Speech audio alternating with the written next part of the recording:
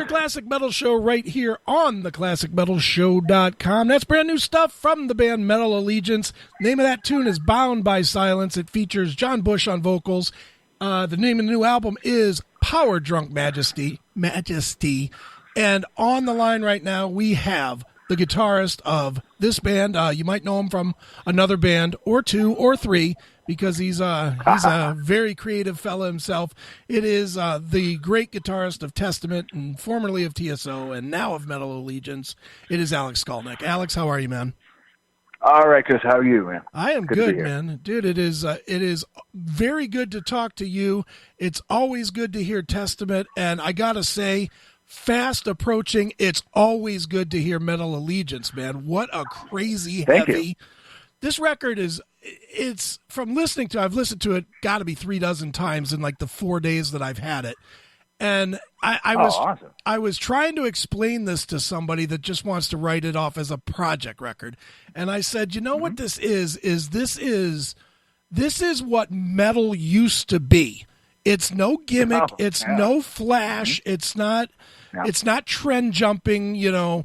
It's you guys are making metal in its purest, hardest form, man, and it is just so good. Oh man, it's great to hear that. You know, we're very proud of this record, and we take our work very seriously. We have fun, but we're very serious about it, and we wanted to create a type of album that we would like to hear. Sure. And, I'm not going to knock anybody else, but some records out there, and, some that are classified as hard rock and heavy metal have gotten so perfect. Mm-hmm. Like, it's too perfect. Right. Give us some mistakes. Or at least give us like a human feel. And right. I think, we all value music that has the human quality of any style. Mm-hmm. And that sort of homogenization seems to have struck a lot of different types of music, and not, heavy metal is no exception, unfortunately. Sure. So we're happy to bring it back, and I'm glad you could listen and sort of tap into that. Sure. Well, and the thing is, and I know you know this, Alex, because you're an old school metal guy, that's been doing this forever. A lot of people have tried to do this formula where they sort of put together key elements of a project and then have singers come into it. And a lot of times it fails. And the reason it fails is because I don't know this for sure, but I always assume they write to the singer instead of just having music that's a style and hopefully it all fits. Does that make sense? Yeah, I guess, I imagine it's different for everybody. Sure. But I know with us, the music comes first. Okay. But once the music is done, then we're very picky about like what type of voice goes on what song. Sure. And some songs sort of call for a type of singer, like King with a Paper Crown, for example. Like that just called for Johan from Amon Amarth. We right. just do it. It's just that type of riff. And there were others that could have a different type of vocalist. We sort of, we would work with the vocalist and make sure it felt right before proceeding. And every song was different. Like Johan came up with his parts, but then there were others. I think the standard way, the most common way that this would happen. Mark Mengy, who was the founder of the project. Not the household name but he's really the guy that sort of instigated it, and he's a real lyricist too. He comes up, and him and I took a production role on this. The last one as well, but even more so on this one. And he can write like 3 songs worth of lyrics for one song. Jeez. So I have to say, listen, the good news is this is all good. The bad news is we can't use it all. Right. and I would often do a vocal demo just as a guide, and I would tell the singers, please, whatever you do, don't try to sing like me, because I am not a metal singer. Right. But I can do a very good guide vocal track and come up with the melody and the word placement. And we did a number of songs that way, and a couple examples is the opening song, The Accuser. Another one is The Liars and Thieves with Troy from The Accuser has Trevor from Black Dahlia Murder. Sure. Liars and Thieves has Troy from Mastodon, and they were very close to my demos, but with their voice, which is exactly what I was hearing. And then there were others where, like Johan, who really came up with a whole new part on his own floor from Nightwish, did the same thing. So they all happened kind of organically, but I think part of the reason it worked is we didn't get too locked into any idea of how the song should sound or that song. So, we just sort of let it happen. Then once the song was written and we have the riffs and we're all thinking the riffs, then you start thinking about the vocals. Sure. Now, when you do start thinking about the vocals, I mean, is there a list of people that you know, or do you stretch out from people that nobody knows and just pick because you like their records, or how does that work? In some cases, yeah. I mean, I'll mention Johan again because the end of the previous winter, he and I had toured together. Okay. Actually, this was right before the writing of the Metal Allegiance stuff. Testament and Amon Amarth toured in Europe, and he was well aware of the first Metal Allegiance record, and we talked about, as I told him, we'd love to have you be a part of it. So then while we were writing, okay, no question, the song is going to be for him. But then there were others, like, The Accuser. I think a number of singers might have worked on that song, and it would have sounded different. But, in the case of Trevor, there were, well, for one thing, we wanted to bring somebody different who, is from a band that's more, that hasn't been around as long as like the Testaments or Megadeths or Overkills. But also I had heard, he has many different sounds. He goes to a lot of places with Black Dahlia Murder. Sure. So I heard like a few moments on their recordings where I thought, okay, that voice right there would sound really cool on this song. If he's into it. And then discussed it with him, and he was really into it. And he just, he sent back the track, really close to my pattern as far as the placement of the words, and mostly it was Mark's words and my pattern, but with his voice, and it just ended up being this great combination. Sure, definitely is, man, and it just seems like it works that way with every song. Every guy fits their song where they're, and I mean, I guess it's hard to judge that versus somebody else trying to sing it because I haven't heard that, but I mean, but I mean, obviously the Mark from Death Angel tracks, it fits him, and the John Bush track, it fits him. It just, there's nothing crazy about it.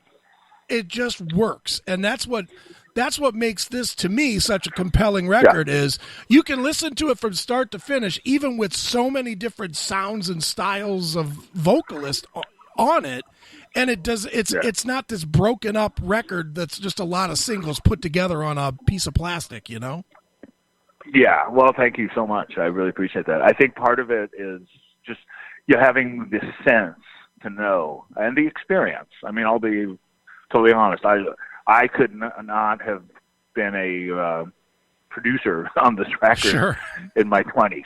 Okay. You know what I mean? That I say my late teens and early 20s when I was making the Testament records, I was really I was taking it all in, and every engineer we'd work with, and I would just sort of mentally take notes, and but it was like an overwhelming process. And I could handle the guitar playing, but that was it, And then you fast forward, many years and many recording experiences later, you just know, and you just have a better sense, and the ideas come quicker, and the ideas of placing a voice with a musical part just happens quicker. Sure. And just having better ears, and I think I do instrumental music as well. Right. Sure. And I work like completely outside of the genre. I might as well promote my jazz guitar record that's coming out next month as well, which is called Conundrum. Okay. But just want to get that in there. Is that the trio, or is that just you? That's the trio. Yeah. Okay. That's the Alex Skolnick Trio. Okay. All originals. But I'll just say, doing that music and working with jazz musicians, you have to really develop ears on a level that, like, beyond when I was just exclusively a hard rock metal guitarist. Right. And I think that kind of ear training, they call it, just really helps, because you have this ability to just really vividly imagine the music. Sure. That it wasn't the case a number of years ago, but now we can have these riffs, and I can just really vividly imagine somebody's voice on it. I just confidently say, okay, here's how I want you to do the part, or do your own thing, but maybe I'll give them a little guidance, or right. In a couple cases I worked more with the singers. In a couple songs, Mark Mengy worked closely with the singers.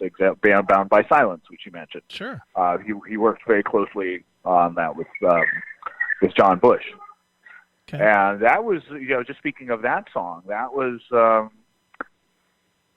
lot of fun. And I think, it really, as I'm also the recording rhythm guitarist on this record, as well as the soloist, which is different, because usually, with two guitar metal bands, like live, everybody's a rhythm guitarist. Sure. Even if they're a soloist. Right? You go see Metallica, Kirk is playing the riffs as well as James. Sure. Megadeth, whoever it is, now it's Kiko, is playing the riffs. But the main riff guys are Dave Mustaine and Megadeth, and Hetfield and Metallica. And right. Same with Testament. It's Eric Peterson, right? Who's great. And playing with him is just you can't be in a band with somebody like that and not develop good riff skills. Sure. But it was great, because this record I got to be the riff guy. Okay. And like some of it, just like on like a Black Sabbath record, you hear Iommi's riffs as well as solos, or the right. Ozzy records, you would hear Randy Rhoads playing riffs. So you really get to hear the riffs. So it's a very it's a different experience than than how people have normally heard me, right. which is a lot of fun too. Sure, and with you being such an experimental guy musically, I can imagine that gives a freshness to where even if it's riffs that you had written a long time ago, it's still, it feels fresh to do. That's true. Yeah, it's very true. And, there's just such an art to riffing. Sure. And even though, I'm in the studio, on the original, the first few Testament records were both playing rhythms. Mm-hmm. So I was definitely more, but then, the more recent ones, like the current sound of Testament, like the post-2000 sound, it works for the sound to have Eric be the main riff guy. Sure. Even though I may put in a couple here and there. But, of course, playing live, you're still playing riffs. So you're going to develop that. And, I can't ignore somebody like Scott Ian, for right. example, who's just got an amazing riff style. And, of course, Charlie does some of the riffs, too. He's sure. a great guitarist as well as a drummer. But, that period of Anthrax with John Bush is very cool. Sure. And, look, we love Joey. We're on tour with Anthrax with Joey. Sure. And it's great. But I do think fans of that era of Anthrax will like the song "Bound by Silence," because it's really, I'm playing riffs with that kind of Scott influence, and right. and John's doing his thing, and it came out really cool. No doubt. It certainly did, man. Now, I got to ask you, Alex, because, you're obviously a very busy guy. The tour with Testament seems like it's never ending for you guys. And, Right. You just mentioned that you're getting ready to do some new Alex Skolnick Trio, put out a record, which, I mean, that ultimately means that there'll be some shows sprinkled in wherever they'll fit. And Oh, yeah, there's already a whole bunch coming up the next couple, September and October. So, but between you and the other regulars, and specifically Portnoy, who he's another touring machine who it never seems like he's off the road. How difficult is it for you guys to develop a chemistry for and a flow to write music for Metal Allegiance? I have to imagine that it takes a lot of prep work. Yeah, well, I think when we're doing Metal Allegiance or whatever project we're doing, we're focused on that project. Sure. Yeah. It's just a matter of learning to really focus while we're holed up in a room kind of hashing out riffs for Metal Allegiance. I'm not going to be learning, practicing songs for any other project. Right. Sure. It's just the serious. It's just that's where the focus is. As time goes on, and then we're just we're at the stage of, say, approving a mix or approving a mastering. Okay, then maybe you don't need to be as focused on it, and I can be on the road with another group and still be doing work on Metal Allegiance. But right. You just have to. There's times where it just requires total focus, and over time you learn how to give that to any project you're working on. Sure. Now, Alex, you're out on the road with Slayer. You're on the final tour of Slayer, allegedly, which I think is more and more looking like it probably is going to be. Yeah, I don't think this run is not their final run, but yeah, it's definitely their final album cycle. Right. And they're not kidding around. Right. Does seeing that and from everything that I've seen, the tour has been unbelievable, and they've been as on fire as they always are. Does seeing a band go out while they still have that much energy and passion for it, does it make you question how much longer a band like Testament will go? I think it's a little different. Okay. Because I think in the case of Slayer, that's the guys, especially Tom. Let's just use Tom as an example, because he's the one retiring. Okay. The other guys are going to keep doing music. Sure. And they're going to keep touring. I don't know exactly what Kerry's going to do. He's made it clear he's going to be playing. Sure. Whatever he's got in mind, he's kind of keeping under wraps. Gary will go to Exodus, and I think Exodus will be busier than ever. Right. And I'm sure Paul's got some other stuff, but let's say, but just looking at Tom, who is the guy, Yeah. He has lived, breathed, and ate Slayer. Sure. Since, 1980, whatever. Right. And it's great, they've had so much success, but every few years, it's this album, the process of doing an album and doing an album cycle and whatnot, and that's all he's done. And I think, I can totally understand him wanting to take a breather, whereas a band like Testament, and especially, I'll use myself as an example, Testament came later than Slayer. Right. I have sometimes people bring up this Big Four comparison, and Testament should be a Big Four, and I don't agree with that because we came later than those bands. Sure. And also, as long as Testament's been around, it's hard to believe, but it's been almost 3 decades. Yep. I was away half that time. Okay. And I was, playing other styles of music and learning, being an all-around guitar player. Right. I will always be an all-around guitar player. Right. And things are going great with Testament, and so I don't see that ending soon. I have said in the past that I don't see reaching Social Security age and thrashing it out, as in a metal band. I'm sorry, sure. And I don't want to, be like Lemmy and die on stage. Right, sure.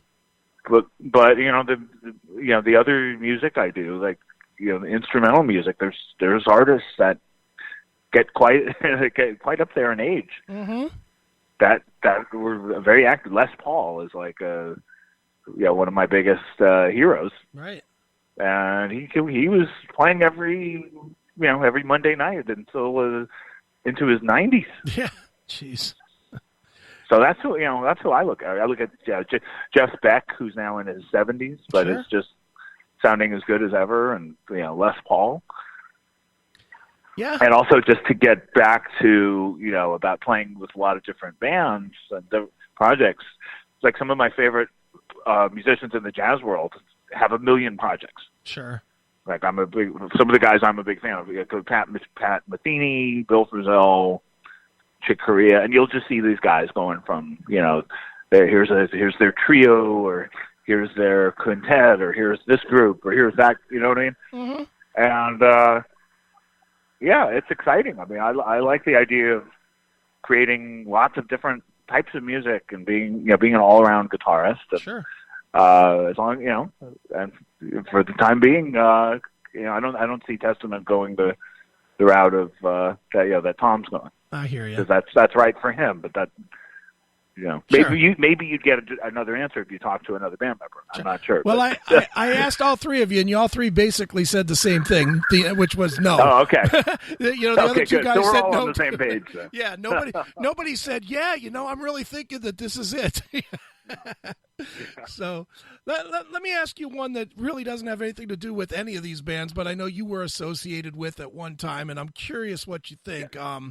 Obviously, we had the unfortunate and really shocking passing of Paul O'Neill from TSO, not that long ago. And I'm still in shock about it. And we all are. Yeah. What I found to be, I don't know that it's interesting or even, it's just a thought that popped in my head. And I'm curious, as somebody that has stood on that stage and watched that project develop as you did, Right. Do you think that, A, do you think that they should continue without him? And B, do you think that the legacy of TSO has grown bigger than the creator or the creation in the first place? Oh, it's a good question. And I probably have to be careful answering because I tend to be overly honest in interviews, and I've created headlines in interviews quite a few times by oversharing. But I just have to be honest. I think, Paul, I mean, anybody who knew him will tell you he ran himself ragged. Sure. The guy was, when I first did a tour as the guitarist, the East Coast guitarist for Trans-Siberian Orchestra, I think it was the first tour where there were two tours happening simultaneously, East Coast and West Coast.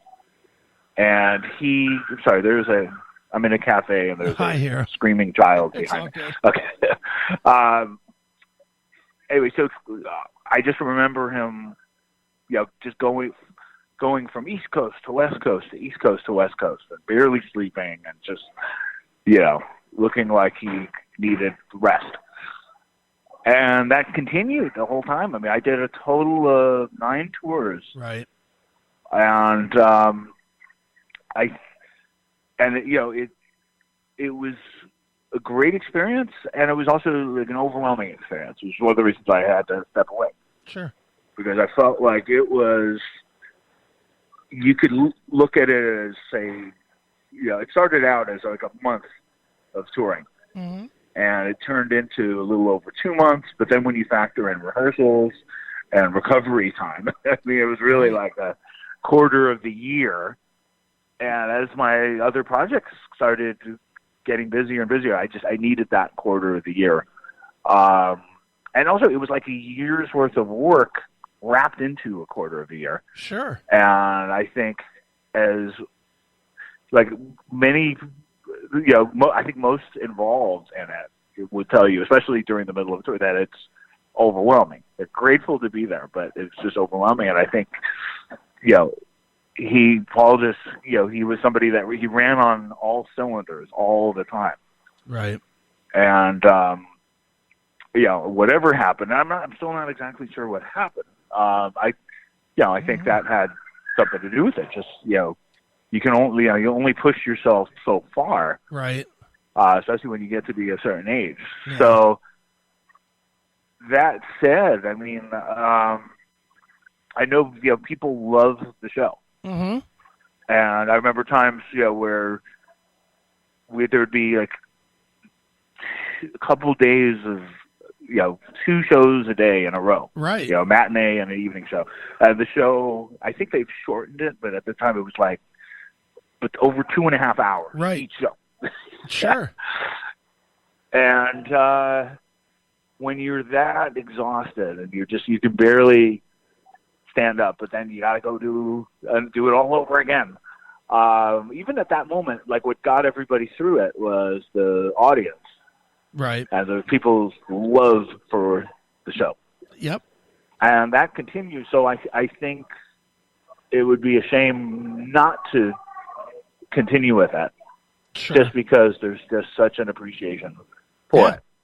Yeah. I think he would want it to continue. I'm not, I don't know. I can't say for sure. Sure. I think, I get the sense that, it probably should continue. Sure. I just, I don't have the time nor the energy at this point. Right. No, and I've seen the show 4 or 5 times, so I'm one of those guys that it became part of my Christmas every year was, planning out one of the dates that you guys were in town. So, you're very right about the fact that it did get huge, but I could definitely see especially sometimes they're doing 10 nights or 10 shows in 5 days, and it's like, woo.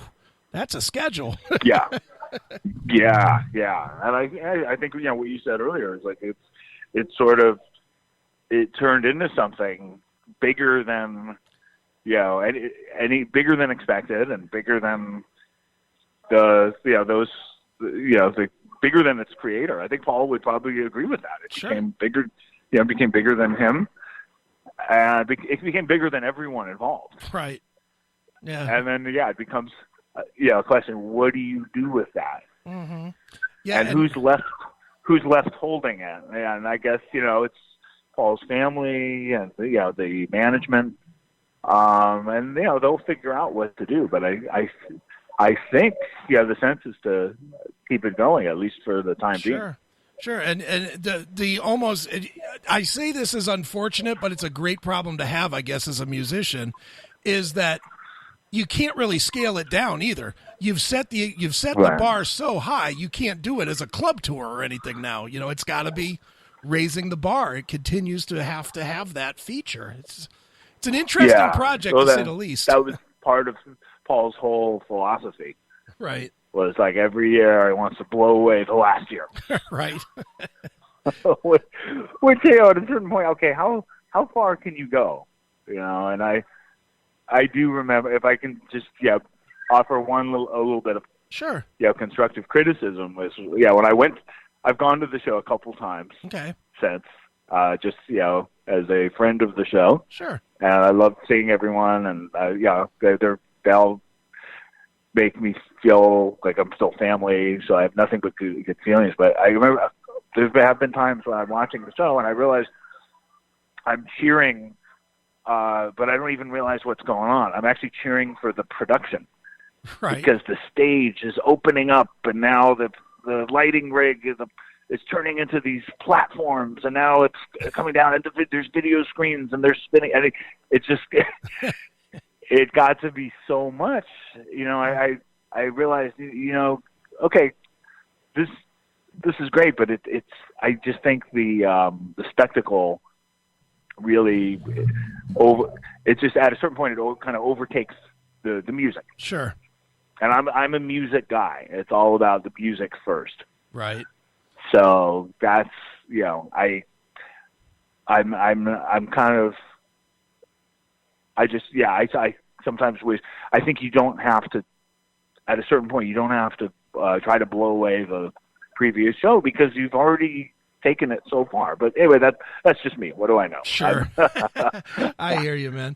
Well, Alex, for now, the one thing that you are blowing away is the first Metal Allegiance album, and of course you're doing it with the second one, which is called Volume 2, Power Drunk Majesty. So Alex, why don't you give us the plugs and then maybe pick a song to close the interview out with? Oh, sure. You want me to just pick a song? Yeah, pick a song, and if you want to give out your plugs where people can follow along with what you're doing and the trio and everything else. Oh, sure. Absolutely. Yes, well, the new AST, Alex Skolnick Trio album is called Conundrum, and it comes out September 14th. And there's going to be album launch shows in New York City, September 12th and 13th, at the Iridium, the Big Potato in Los Angeles on September 15th, with special guest Stu Ham, great bass player. Wow. And September 9th in Chicago. And then there's going to be a tour through Texas as well in October. You can find out all the information. Follow me at Alex Skolnick on Twitter, at Alex Skolnick on Instagram. I knew to register Alex Skolnick right when those platforms came out, and I'm really glad I did because a lot of friends of mine didn't do it, and fans ended up with their names. Sure. So everything is at Alex Skolnick. On Facebook, it's Alex Skolnick official fan page. Okay. Or you just do a search for Alex Skolnick, and it has all the info. And to close us out, let's do, why don't we do Terminal Illusion? All right, and why that one?